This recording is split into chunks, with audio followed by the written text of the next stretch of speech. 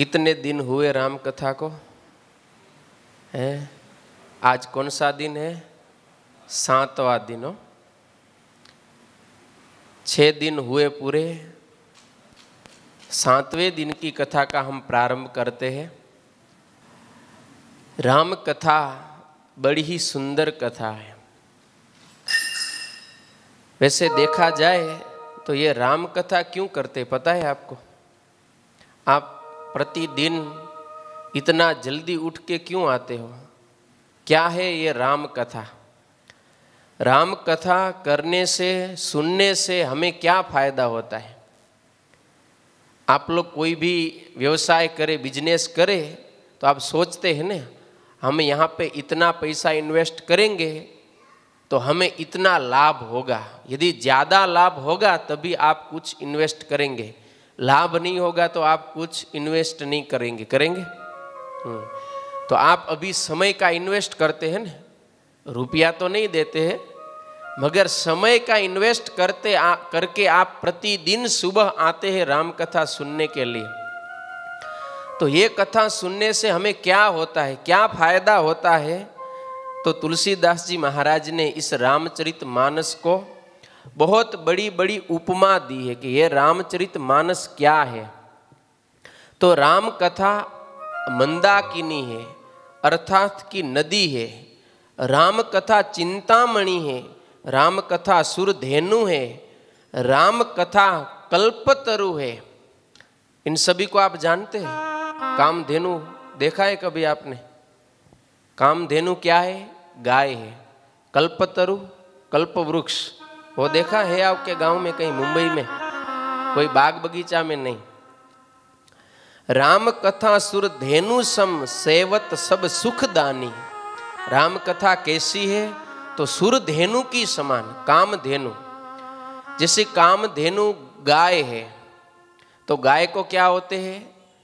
4 पैर होते हैं ना, 4 पांव होते हैं। तो वैसे ही इस रामचरितमानस में चौपाई है। क्या है?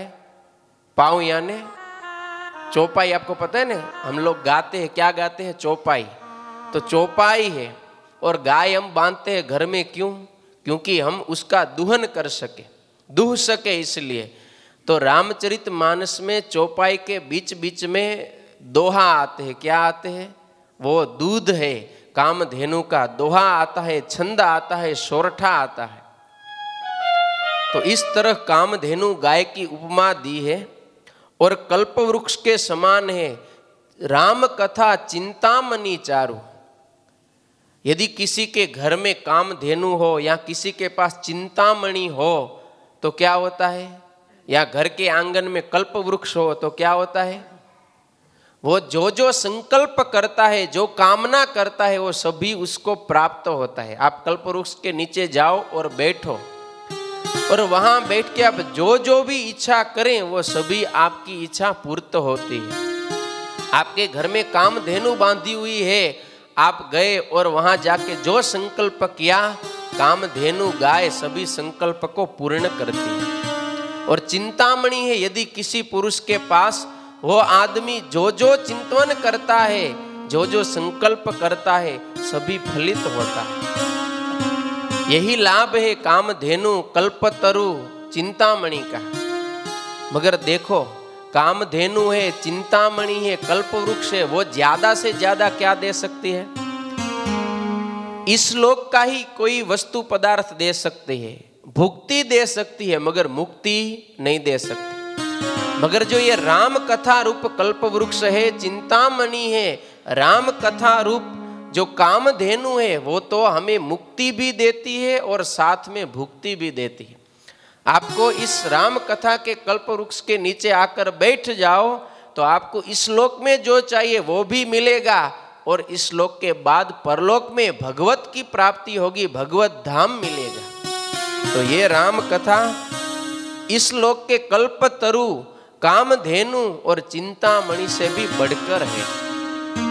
यम यम चिंतयते कामम तम तम प्राप्नोति निश्चितम। जो जो कामना करेंगे वो सभी संकल्प हमारा पूर्ण होगा, वो बात पक्की है। निश्चित तौर पे आप जो जो कामना करेंगे वो फलित होगा। तो अभी तो आप इन्वेस्ट कर सकते हैं ना समय का, है कितना बड़ा लाभ मिलता है हमें इस राम कथा से। आप जो चाहे वो आप प्राप्त कर सकते हैं। हमें सिर्फ क्या करना है, इस राम कथा रूप कल्प वृक्ष के नीचे आकर बैठना है। मतलब प्रतिदिन आकर बस कथा सुननी है। सुबह जल्दी उठ के आना है और सुनना है थोड़ा तकलीफ वाला काम, मगर फिर भी करना है। क्यों? क्योंकि बड़ा लाभ है ना, बहुत बढ़िया लाभ हमें मिलेगा। इसीलिए आप प्रतिदिन कथा सुनने के लिए आते हैं। राम कथा सुंदर करतारी, संशय बिहग उड़ावन हारी। राम कथा कैसी है? तो बहुत सुंदर करतारी की समान, जैसे हाथ की ताली बजाते न उसी तरह है। हमारे मन में जो जो संशय होते हैं वो संशय रूप पक्षी को उड़ाने वाली ये राम कथा है। तो हमारे मन की भ्रांति को ये तोड़ देगी राम कथा, यदि हम प्रतिदिन इनको सुनेंगे तो। अभी तुलसीदास जी महाराज रामचरितमानस कथा का लिखने का प्रारंभ कर रहे हैं। कहाँ पे लिखी है राम कथा? पता है आपको रामचरितमानस की रचना किस स्थल पे हुई? अयोध्या में, सरयू नदी के किनारे गोस्वामी तुलसीदास जी महाराज भगवान रामचंद्र जी की स्तुति करते हुए, वंदना करते हुए इस रामचरितमानस को प्रारंभ कर रहे हैं। किस दिन आरंभ किया? तो बता रहे हैं, संवत सोरस एकतीसा, करऊं कथा हरि पद धरि सीसा। संवत 1631 की साल में भगवान राम के चरण में शीश झुकाकर गोस्वामी तुलसीदास जी महाराज इस रामचरितमानस का प्रारंभ कर रहे हैं। और तिथि कौन सी है? तो बताए चैत्र मास के शुक्ल पक्ष की नवमी तिथि, यानी राम नवमी। जिस दिन भगवान राम का इस धरातल पर अवतरण हुआ, उसी दिन गोस्वामी तुलसीदास जी महाराज ने रामचरितमानस लिखना प्रारंभ किया। और आप रामचरितमानस को पढ़ना, गोस्वामी महाराज ने प्रारंभ किया उसकी तिथि बताई है, मगर जब ग्रंथ समाप्त हुआ ने तभी कुछ भी उल्लेख नहीं किया कि कभी समाप्त किया। क्यों? क्या कहना चाहते हैं? गोस्वामी महाराज कहना चाहते हैं कि आप राम कथा का आरंभ करो मगर कभी अंत मत करो।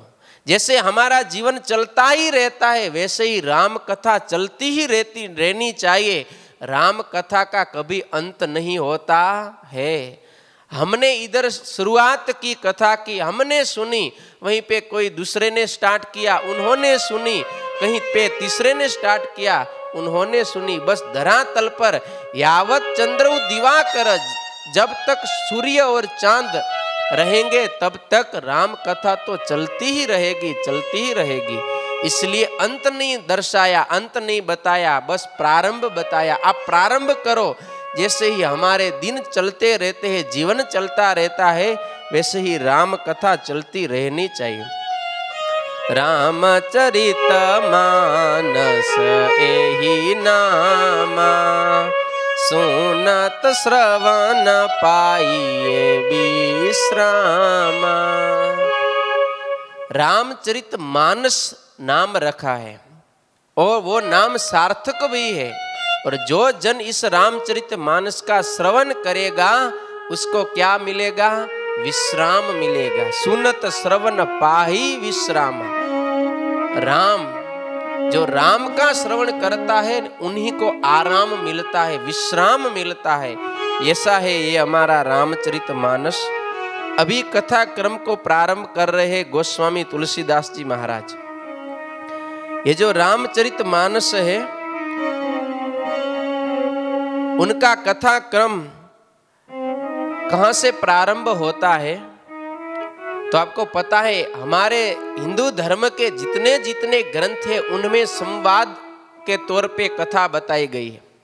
जैसे भागवत है तो उसमें सुखदेव जी महाराज और परीक्षित का संवाद है। हमारा सत्संगी जीवन ग्रंथ है तो उसमें सुव्रत मुनि और प्रताप सिंह राजा का संवाद है। सत्संगी भूषण में व्यापकेश मुनि और ज्येष्ठजित राजा का संवाद है। वैसे सभी ग्रंथ में संवाद के तौर पे कथा बताई जाती है, तो इस रामचरित मानस में कौन कौन सा संवाद है, तो हमें तुलसीदास जी महाराज अभी प्रयाग क्षेत्र की ओर ले जा रहे हैं। और प्रयाग क्षेत्र में एक भरद्वाज नामक मुनि रहते हैं और उनका आख्यान गोस्वामी तुलसीदास जी महाराज हमें सुनाते हैं। भरद्वाज मुनि बसहि प्रयागा, भरद्वाज मुनि बसहि प्रयागा, तीनहि राम पद अति अनुरागा, तीनहि राम पद अति अनुरागा, तापस समदम दया निधान, तापस समदम दया निधान, परमार्थ पथ परम सुजान, परमार्थ पद परम सुजान।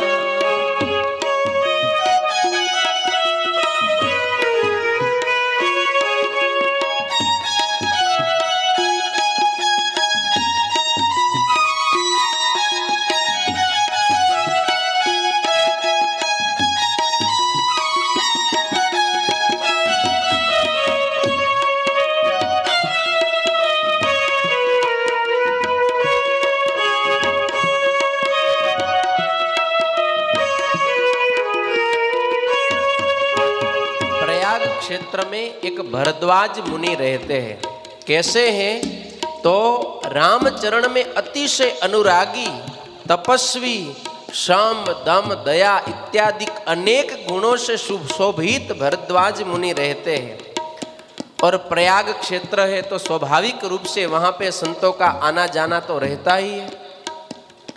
और जब माघ मास आता है तभी भारतवर्ष के सभी संतगण वहां पे माघ स्नान करने के लिए आते हैं। तो एक बार संतों का समुदाय वहां पे माघ स्नान करने के लिए आया है और भारतवर्ष के सारे संतगण वहीं पधारे। तहाँ होई मुनि ऋषि समाजा, तहाँ होई मुनि ऋषि समाजा, जाहि जे मजन तीरथ राजा, जाहि जे मजन तीरथ राजा, मजहि प्रात समेत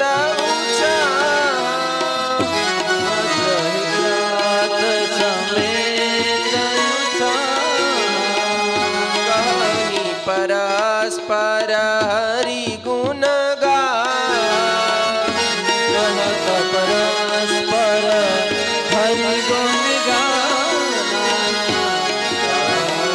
होई मुनि ऋषि समाजा,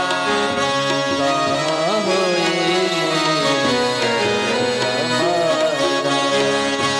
एक बार क्या हुआ, सब संतगण आए प्रयाग क्षेत्र में माघ मास में स्नान करने के लिए। और क्या करते हैं, प्रतिदिन प्रातः काल प्रयाग क्षेत्र में त्रिवेणी संगम में स्नान करते हैं और दिन में कहीं परस्पर हरि गुण गाहा, भगवान श्री हरि के गुणों का गान करते हैं। देखो जब भगवान के भक्त इकट्ठे होते हैं न तभी क्या करते हैं, ग्राम्य वार्ता नहीं करते हैं, भगवत चर्चा करते हैं, भगवान की ही बातें करते हैं। मगर हम जब इकट्ठे होते तब क्या करते हैं? आप जब दो चार जन मिल जाएं तब क्या करते हैं? ग्राम्य वार्ता, हमारे गांव में ये हुआ, उसने ये किया, उन्होंने ये किया, बस उसी में ही हमारा पूरा समय बीत जाता है। दूसरों की बुराई करने में, दूसरों की बातों करने में ही हमारा जीवन पूरा व्यतीत हो जाता है। ये कथा हमें सिखाती है कि जब भी हम किसी से मिले तब व्यर्थ का वार्तालाप न करें, व्यर्थ की निंदा कुथली ना करे, जब भी बात करे भगवत चर्चा करे। हमारे इष्ट देव आराध्य देव उनका चरित्र का गान करे, उनकी महिमा की बातें सुनाए, सत्संग की बातें करें। तो प्रयाग क्षेत्र में प्रातः काल तो स्नान होता है और पूरे दिन सत्संग चलता रहता है।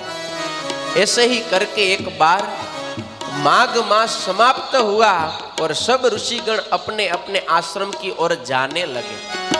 तब उस मास में याज्ञवल्क्य ऋषि भी आए हुए थे माघ स्नान करने के लिए, और वो भी जब जाने लगे और बीच में रास्ता में ये भरद्वाज मुनि का आश्रम आया, तो भरद्वाज मुनि ने याज्ञवल्क्य ऋषि को अपने आश्रम में ठहरा लिया, अपने आश्रम में रुक लिया।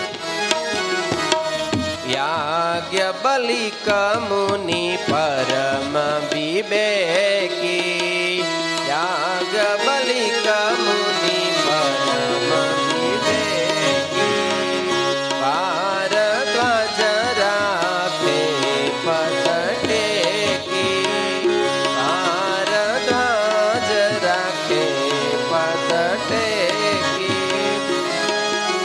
सादर चरण सरोज पखारे,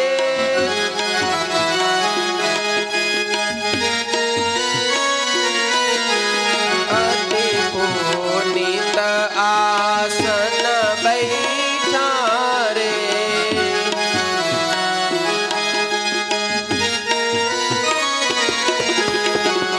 याज्ञवल्क्य मुनि परम विवेकी, भारद्वाज राखे पद टेकी। याज्ञवल्क्य ऋषि जब जाने लगे तब भरद्वाज ने उनके चरण पकड़ लिए और बोला कि चाहे जितने ऋषि आए सब अपने अपने आश्रम में जाए, मगर आपको मैं जाने नहीं दूंगा। आप हमारे आश्रम में ठहरिए। और याज्ञवल्क्य को अपने आश्रम में लेके गए, चरण धुए, आसन दिया और आसन पर बिठाए और दो हाथ जोड़ के वो याज्ञवल्क्य ऋषि से प्रश्न करने लगे।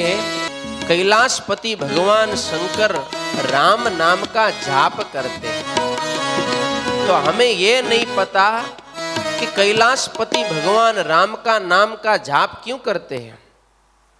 कैलाशपति को क्या मरण का भय है कुछ, कि वो अपने को बचाने के लिए राम का जाप कर रहे हो? यदि ऐसा हो तो ऐसा हो नहीं सकता, क्योंकि कैलाशपति भगवान तो अविनाशी है, शंकर अविनाशी है, उनको तो मृत्यु का भय है ही नहीं। तो वो क्यों राम नाम का जाप करते हैं? ये जो राम का जाप करते हैं वो राम है कौन? मेरे मन में संशय हुआ, तो इस संशय का आप समाधान करिए। राम कौन है वो मुझे बताओ। जो शंकर राम का भजन करते हैं वो राम कौन है? और अभी अभी अयोध्या में जो एक राम करके कोई मनुष्य है वो राम कौन है? दोनों एक ही है या भिन्न भिन्न है? बहुत सारे प्रश्न हमारे मन में हैं, आप उनका समाधान करिए। और तभी याज्ञवल्क्य ऋषि पहले तो मुस्कुराए और कहने लगे, क्या भरद्वाज तुम राम को नहीं जानते? मैं जानता हूं कि आप मन कर्म वचन से राम के चरण में अनुरागी हो, राम के प्यारे हो, फिर भी आपने ये प्रश्न किया क्यों? क्योंकि आप मुझसे राम कथा सुनना चाहते हैं। यदि प्रश्न करेंगे तभी कुछ सुन पाएंगे, यदि कोई प्रश्न ही नहीं तो क्या सुनाए कोई। आप तो राम के बड़े प्यारे भक्त हैं, मगर आपने प्रश्न किया कि राम कौन है, आप जानते हो फिर भी किया क्यों? क्योंकि आप राम कथा सुनने चाहते हो।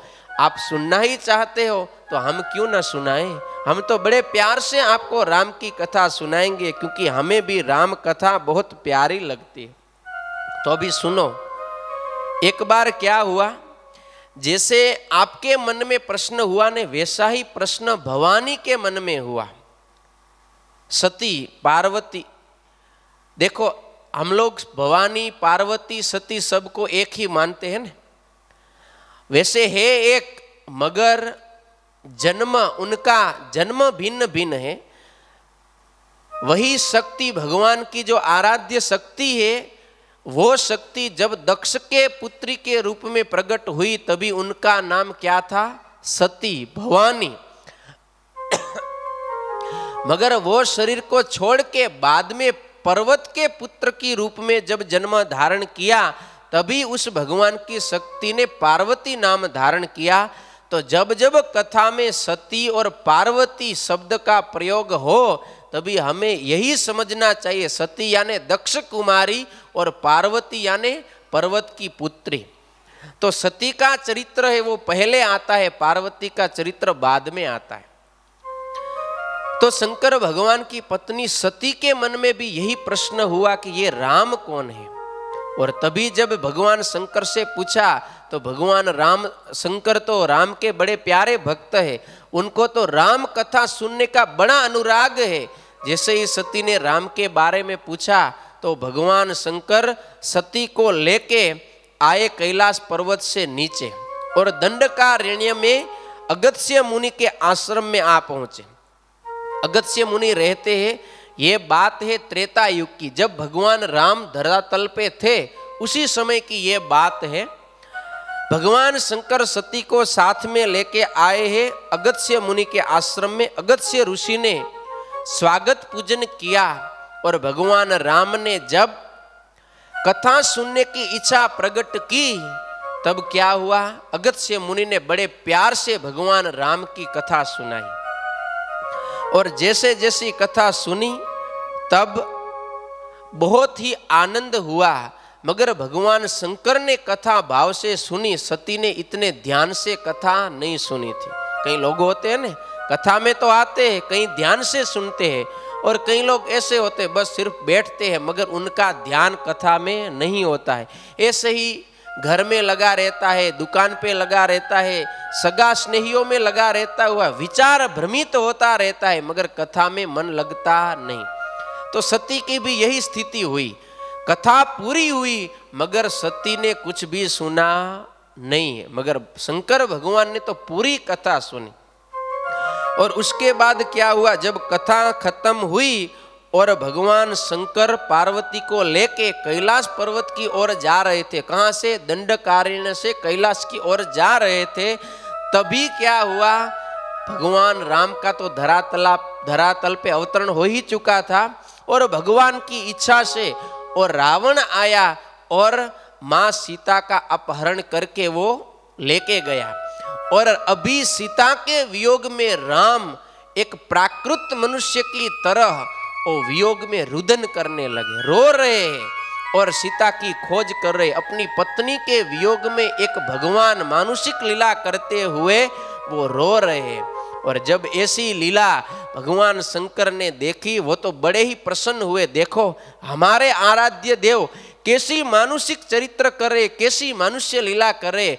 अरे भगवान के बड़े बड़े चरित्र, बड़े बड़े ऐश्वर्य पराक्रम तो हमने बहुत देखे, मगर ये अनंत कोटि ब्रह्मांड के नायक परात्पर ब्रह्म आज एक अपनी पत्नी के वियोग में रुदन करते हुए कितने सुंदर दिख रहे हैं। भगवान शंकर को तो महिमा था, तो ऐसा मानुषिक चरित्र देखते हुए भी उनको बड़ा आनंद मिला। मगर सती को क्या हुआ, संशय हो गया। भगवान राम ने ऐसा चरित्र किया तो भगवान शंकर ने तो वहां पे जाना उचित नहीं समझा। क्यों? क्योंकि देखो अभी भगवान क्या कर रहे, लीला कर रहे हैं ना। भी स्टेज प्रोग्राम चलता है तो स्टेज प्रोग्राम में कोई ऐसा ड्रामा हो रहा है तो कोई भी आकर अपना रोल कर रहा है तो बीच में जाके हमें डिस्टर्ब नहीं करना है ना। यदि डिस्टर्ब करेंगे तो पूरा क्या होगा, नाटक चौपट हो जाएगा। तो अभी शंकर जी ने सोचा कि ये तो प्रभु अभी क्या करे, सिर्फ नाट्य लीला, नाटक चल रहा है प्रभु का। ये सीता का अपहरण हो गया और राम रो रहे हैं, तो सब नाटक है, वास्तविक रूप से तो कुछ है नहीं। ये तो भगवान है, परब्रह्म को क्या संयोग क्या वियोग, कुछ भी नहीं। मगर इतनी बड़ी सुंदर एक नाटिका चल रहा है, नाटक चल रहा है, तो हम कहीं को बीच में जाकर डिस्टर्ब करें। तो दूर से ही ऐसे प्रणाम करके जय सच्चिदानंद, आपका जय हो जय हो जय हो ऐसा किया। तब दक्ष पुत्री सती ने सोचा, अरे ये भोले बाबा भोले ही रहे, ये किसका जयकार करे। देखो ये राम एक प्राकृत मनुष्य, अरे इस संसार में सामान्य आदमी भी अपनी पत्नी के वियोग में इतना नहीं तड़पता है, इतना नहीं रोता है, और इसको ये भगवान मान बैठे। ये भोला बाबा तो भोला बाबा ही रहा है, ये नहीं कभी होगा चतुर। ऐसा दक्ष पुत्री सती ने सोचा। मगर वो कैलाश में चले गए भोले बाबा, और जब कैलाश में आए तो दक्ष पुत्री सती ने प्रश्न किया कि आपने जयकार किया, प्रणाम किया, तो ये कौन है, राम कौन है।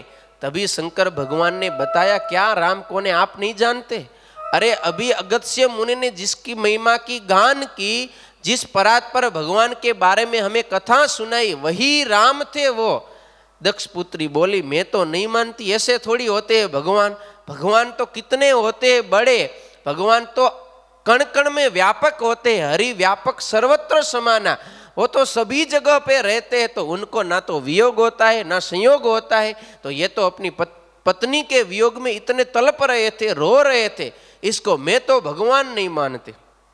शंकर भगवान ने बहुत कोशिश की, मगर अपनी पत्नी को वो नहीं समझा पाए। यही होता है सभी घर में, पता है ना आपको। हाँ, जब वो ठान ले तब आए, आप चाहे इतना प्रयास करो मगर उनको कोई नहीं समझा सकते। रामचरितमानस में लिखा गया है, भगवान शंकर ने बहुत प्रयास किया मगर वो अपनी पत्नी को नहीं समझा पाए। पता है, ये तो सब आपको पता ही होगा। तो अभी पार्वती ने क्या किया कि कसौटी की जाए। अभी हमारे पतिदेव बोल ही रहे तो हम ऐसे तो नहीं मानेंगे, क्योंकि हम तो दक्ष पुत्री, दक्ष यानी चतुर, मैं तो चतुर बाप की बेटी हूं, तो ऐसे ही नहीं मान लूंगी। ये भोले बाबा तो ऐसे ही विश्वास कर लेते हैं। और प्रारंभ में जब मंगलाचरण हुआ तभी क्या कहा, भवानी शंकर वंदे श्रद्धा विश्वास रूपीण। भोले बाबा किसका प्रतीक है, विश्वास के, और विश्वास तुरंत आ जाता है। विश्वास भोले बाबा ने तुरंत ही मान लिया, मगर ये श्रद्धा रूप सती ने नहीं माना। तो वो क्या करने लगी, परीक्षा करने की तैयारी करने लगी। और भोले बाबा ने सोचा अभी ये तो मानती नहीं है, तो चलो अभी जो राम की मर्जी होगी वही होगा। और भोले बाबा तो राम का ध्यान करने में लग गए। और बाद में सती ने क्या किया, सीता का रूप धारण किया। कसौटी की जाए तो सती सीता का रूप लेके जहां पे राम प्रभु थे वहां पे आ गए, और आगे आगे चल रही है सीता जी के रूप में सती। और भगवान राम तो अंतर्यामी है, वो तो सबके दिल की जानते, तन की जाने, मन की जाने, जाने चित की चोरी। उनके आगे क्या छुपाना, जिनके हाथ में समस्त जीवन दोरी। वो तो हमारे भीतर का भी जानते हैं, मन का जानते, सिर्फ मेरा नहीं, सिर्फ आपका नहीं, समस्त ब्रह्मांड का। यो वेति युगपत सर्वम प्रत्यक्षेण सदा स्वतः। भगवान ऐसे है, वो तो पूरे अनंत कोटि ब्रह्मांड में जो जो घटित होता है उन सब को, भूत भविष्य वर्तमान को एक पल में जानते हैं, प्रतिपल जानते रहते हैं। भगवान ऐसे हैं। तो भगवान ने तो तुरंत जान लिया। और तभी क्या हुआ, भगवान ने प्रश्न किया कि आप अकेली क्यों वन में भटक रही हो, शंकर भगवान कहाँ हैं, ऐसा प्रश्न किया। आप अकेली है सीता के रूप में, फिर भी क्या किया, पहले तो ऐसा कहते प्रणाम किया, पहले राम प्रभु ने प्रणाम किया। अभी कोई पति अपनी पत्नी को प्रणाम करता है, नहीं करता ने। तभी सती को समझ जाना चाहिए कि देखो ये तो सीता को प्रणाम कर रहा है, तो मैं सीता नहीं हूं, ये राम अभी जान गए, मुझे उनको पता चल गया कि मैं सीता नहीं हूं, सती हूं। तभी समझ जाना चाहिए था, मगर तभी भी नहीं समझे। तभी क्या कहा राम प्रभु ने, अरे सती अकेली क्यों भटक रही हो वन में, प्राणनाथ शंकर कहाँ है। जब ऐसा कहा तभी अभी सती को लज्जा आई, उसको शर्मिंदगी हुई कि देखो ये तो अंतर्यामी है, ये तो जान गए। अभी उनको लगा कि ये तो भगवान ही है, जैसे हमारे पतिदेव शंकर बाबा बता रहे थे, ये तो वही परात्पर ब्रह्म है। अब क्या किया जाए, बहुत बड़ी भूल हो गई। हमने तो सीता का रूप धारण किया और भगवान की कसौटी कर डाली।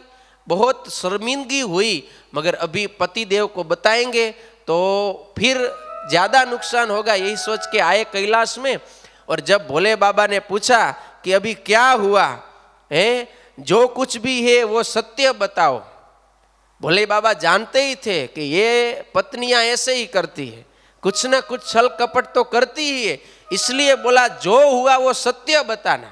उनको पता था ये कपट करेगी। तो फिर पार्वती ने सती ने क्या कहा, कुछ भी नहीं, हम तो गए और आपके वचन पे हमें भरोसा आ गया, तो जैसे आपने प्रणाम किया वैसे ही हम प्रणाम करके आ गए, ऐसा झूठ बोल दिया। मगर भोले बाबा को पता था ऐसा तो नहीं करती है पत्नी। तो ध्यान लगाया तो पता चल गया, सती ने तो सीता का रूप धारण किया। और तभी क्या हुआ, भोले बाबा ने सोचा ये सती तो हमारी पत्नी है और सीता तो हमारी माता है। अभी तो असमंजस हो गया है, कोई पत्नी और माता का संबंध हो सकता है? आप समझ रहे हैं बात को। तो भोले बाबा ने अभी मन से मन नक्की कर लिया कि जिसने सीता का रूप धारण किया उस सती को हम इस जन्म में तो अपनाएंगे नहीं, और मन ही मन त्याग कर दिया। और वो भोले बाबा लग गए भजन में, समाधि में चले गए। और कहते हैं 27,000 साल तक भोले बाबा समाधि में रहे। और जब भगवान शंकर जागृत हुए तब प्रश्न किया कि अभी आप हमें बताओ कि वो राम कौन है। तभी भगवान शंकर पार्वती को भगवान का चरित्र सुनाने लगे। जब भगवान शंकर भवानी को हरि की कथा सुनाने का प्रारंभ किया तभी क्या हुआ, इस ओर ब्रह्मा जी ने प्रजापति दक्ष को सभी प्रजापति का नायक बना दिया। वो सभी ओर से लायक थे ऐसा मानकर उनको सभी प्रजापतियों में मुख्य बनाया, नायक बनाया। और जब प्रजापतियों के नायक बन गए तब दक्ष का एक सम्मान समारोह का आयोजन किया गया। अभी कोई प्रमुख होता है या कोई मंत्री होता है, मुख्यमंत्री होता है, फिर वड़ा प्रधान, कुछ भी हो तो उनका एक शपथ ग्रहण का सम्मान समारोह होता है। तो वैसे ही दक्ष जब सभी प्रजापति के नायक बने तब उनका सम्मान समारोह का आयोजन किया गया। और वहां पे सभी बड़े बड़े देवगण, स्वयं ब्रह्मा जी और शंकर भगवान भी वहां पे आए हुए थे। शंकर भगवान भी वहां पे आए। और तब क्या हुआ, दक्ष को थोड़ा अभिमान हुआ, क्योंकि जब कोई पदवी प्राप्त होती है ना, अधिकार प्राप्त होता है, तभी क्या होता है, कुछ ना कुछ हमें अभिमान आता है। जब दक्ष को बड़ा पद मिल गया तो पद का अभिमान हृदय में आ गया। और स्वाभाविक रूप से गोस्वामी महाराज बता रहे हैं, नहीं को अस जन्मा जग माही, प्रभुता पाई जाई मद नाही। आज तक ऐसा कोई भी इस जगत में नहीं जन्मा है कि कुछ भी प्रभुता यानी पद मिल जाए और उसको उसका अहंकार ना आए, मद न चढ़े। ऐसा तो हो ही नहीं सकता, क्योंकि वो तो पद की खुमारी है, वो तो पद है। पद आएगा तो अभिमान तो आएगा। कोई एक ऐसे वीर पुरुष होते, कई कई विरले होते हैं, उनको ही पद का अभिमान नहीं आता, वरना तो प्रत्येक को पद का अभिमान आता। जब दक्ष को अभिमान आया तब क्या हुआ है, भगवान शंकर वहीं पे थे। जैसे ही दक्ष ने प्रवेश किया सभा में तो सभी अपने अपने स्थान पे खड़े हुए।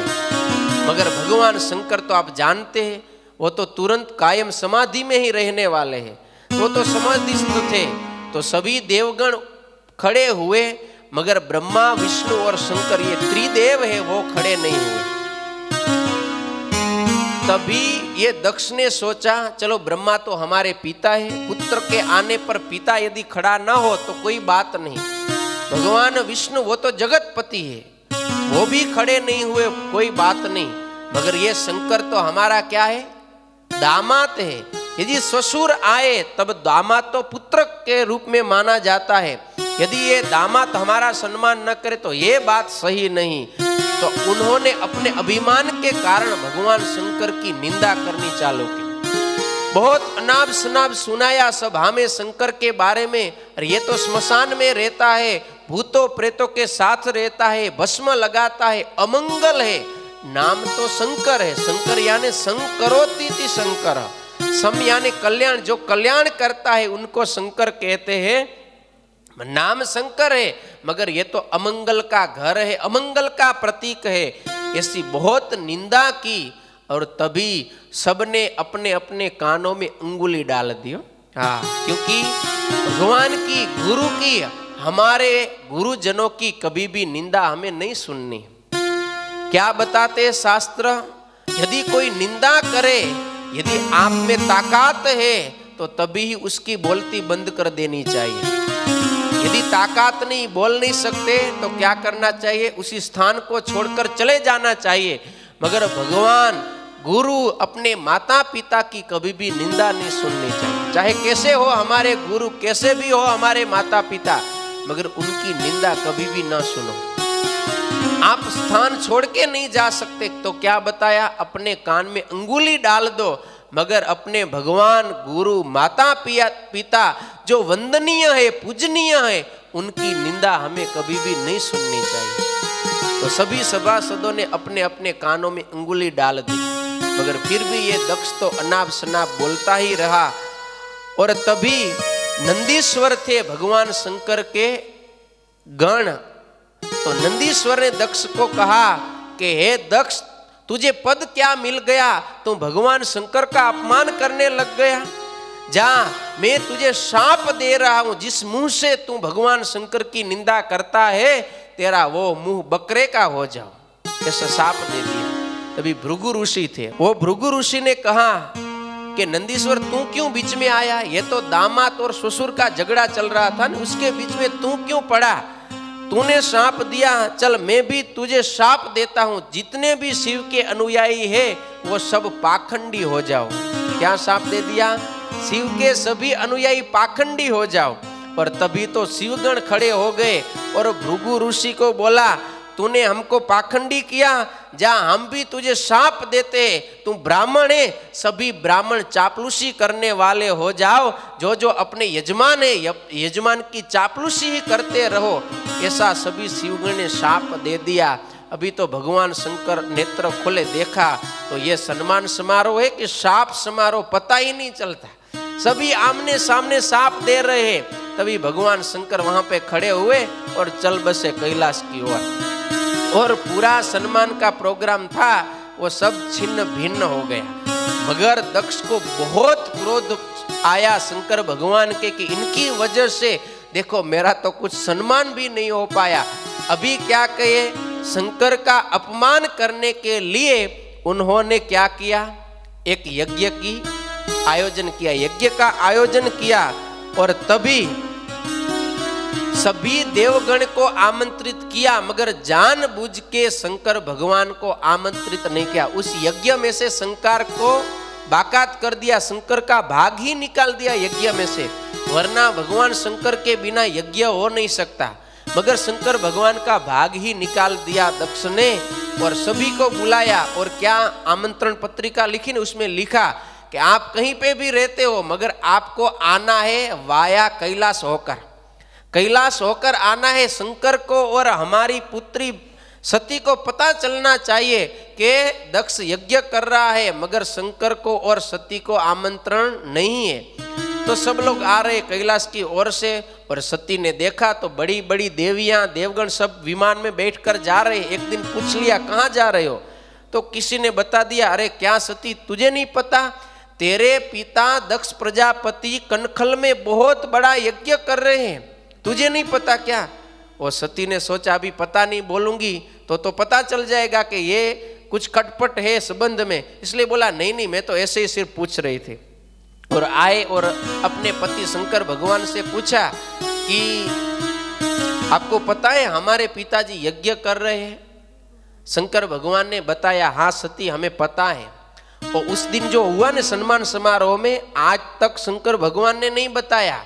अभी सती पूछ रही है कि यज्ञ हो रहा है तो चलो हम भी जाए। शंकर भगवान ने बोला नहीं नहीं हमें जाने की जरूरत नहीं है, हमें आमंत्रण नहीं है। तभी सती ने बोला पिता के घर में जाने के लिए आमंत्रण होना चाहिए क्या? आमंत्रण की क्या आवश्यकता है? पिता के घर पे तो ऐसे ही जा सकते हैं। और तभी शंकर भगवान ने एक बात बताई, कोई मित्र के घर पे जाना है, पिता के घर पे जाना है, गुरु के घर पे जाना है, तभी आमंत्रण बिना भी जा सकते, बिना आमंत्रण जाना चाहिए, उसमें कोई संदेह नहीं। मगर यदि विरोध हो जाए, चाहे गुरु का घर हो, पिता का घर हो या मित्र का घर हो, मगर यदि विरोध हो गया तो वहां पे जाने में कोई कल्याण नहीं होता, अच्छा नहीं होता, इसलिए नहीं जाना चाहिए। ऐसी बात जब बताई तभी सती ने पूछा कि हमारा थोड़ी ना पिता के साथ कुछ विरोध हुआ है और अभी अभी कोई उपाय नहीं रहा, इसलिए शंकर भगवान ने वो सम्मान समारोह वाली बात बता डाली। और जब बात बताई तब सती ने बोला ऐसा तो चलता रहता है, उसी को व्यवहार कहते हैं, उसी को व्यवहार कहते हैं, ऐसी खटपट तो चलती रहती है, वो थोड़ी मन में रखना चाहिए, हैं वो तो बड़े हैं, हमें भूल जाना चाहिए। और जब भी हम जाएंगे ने बड़े प्यार से हमारा सम्मान होगा, क्योंकि वो तो हमारे पिता हैं, चलो आप हमारे साथ। शंकर भगवान ने बोला नहीं, हम तो नहीं चलेंगे। तो सती ने बोला फिर हमें आज्ञा दो, हम जाए। भगवान शंकर ने बहुत मना की, मगर वो पत्नी नहीं मानी, सो नहीं मानी। अभी मायके तो जाना ही है। तो जब हठ की तब भगवान शंकर ने बोला ठीक है आप जाओ, और नंदीश्वर को आदेश किया तुम अपनी माता के साथ, सती के साथ जाओ। और नंदीश्वर पर सवार होकर सती आई अपने पिता के घर। मगर क्या हुआ, किसी ने सम्मान नहीं दिया।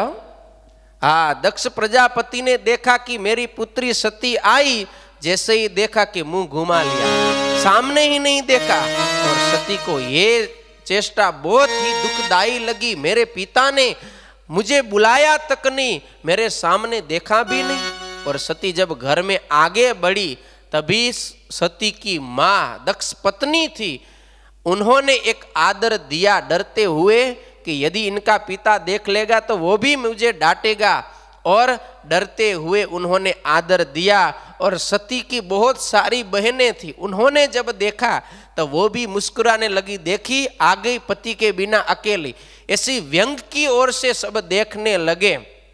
मगर माता ने आदर दिया, क्योंकि माँ आखिर माँ होती है। और सती ने जब देखा पूरी यज्ञशाला तो सभी देवताओं का स्थान था, ब्रह्मा विष्णु चंद्र इंद्र इत्यादि अग्नि सभी का था, मगर शंकर भगवान का कहीं पे भी उन्होंने भाग नहीं देखा। और बहुत दुखी हुई और अब सोचने लगी कि इतना बड़ा विरोध हो गया कि हमारा पति का तो स्थान ही निकाल दिया। हमारे पति ने हमें बहुत मनाया, समझाया कि मत जाओ, जाओगे तो अच्छा नहीं होगा। हम तो पति की आज्ञा भी ना मानी, पति को ऐसे ही उपरवट होकर हम यहाँ पे आ गए। अभी तो हम पति के पास भी नहीं जा सकते हैं। इसलिए क्या कहा, वहीं पे यज्ञशाला में अपने ही शरीर से योगाग्नि को प्रज्वलित किया और अपना शरीर अग्नि में प्रज्वलित कर दिया, भस्मीभूत कर दिया और भगवान के श्री चरण को प्राप्त हुई। पूरी यज्ञशाला छिन्न भिन्न कर दी शिव गणों ने, और जो दक्ष प्रजापति था उसका मुंह काट के यज्ञशाला में स्वाहा कर दिया। और इस तरह पूरा यज्ञ छिन्न भिन्न हो गया। और उसके बाद सब आए भगवान के पास, शंकर के पास, और शंकर भगवान की स्तुति भी की। शंकर भगवान प्रसन्न हुए और फिर से दक्ष प्रजापति को एक मुंह प्रदान किया। ऐसी सब कथाएं है रामचरितमानस के प्रारंभ की, और आज हम यहीं पे कथा को पूर्ण करेंगे। और कल का कथा प्रसंग आपको मालूम है क्या है? हाँ, राम जन्मोत्सव कल के कथा प्रसंग में होगा। तो आप सभी को कल ज्यादा संख्या में आना है और सभी को साथ में लेकर आना है। और ऐसे वैसे ही नहीं होगा राम जन्म महोत्सव, वेशभूषा प्रतियोगिता के साथ होगा। अभी आपको वेशभूषा प्रतियोगिता पता है क्या है रमेश भाई? क्या होगा? आप कल ये से पाटलून पहन के आएंगे तो नहीं चलेगा, पेंट नहीं पहनना है। कल क्या पहनना है?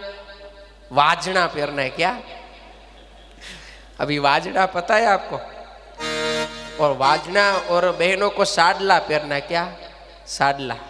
अभी गुजराती लोग तो वाजना और साडला समझेंगे, पाटिल समझते आप वाजना साडला? तो हमारे जो भारतीय पारंपरिक वस्त्र है, चाहे आप किसी भी संस्कृति से जुड़े हो, आप गुजराती हो, यहाँ के महाराष्ट्रियन हो, गुजराती हो, मराठी हो, कच्छी हो, सभी को भारत में अपने अपने पारंपरिक वस्त्र है। तो कल वो ट्रेडिशनल ड्रेस बोलते हैं, ट्रेडिशनल ड्रेस पहन के आना है और राम जन्मोत्सव में हिस्सा लेना है। रास गरबा होगा, गुजराती गरबा, चालो रे वो वाला। तो उसमें 4 ग्रुप होंगे, मतलब वैसे रास तो एक साथ ही खेलेंगे हम, मगर 4 प्रकार से हम सिलेक्ट करेंगे। एक 16 साल तक, जो 16 साल के बच्चे होते हैं और 16 साल तक की बच्चियां, उनका ग्रुप होगा। उनमें से 3 बालक और बालिका पसंद की जाएगी इनाम के लिए। और 16 साल के ऊपर के आप सब पुरुष और महिलाएं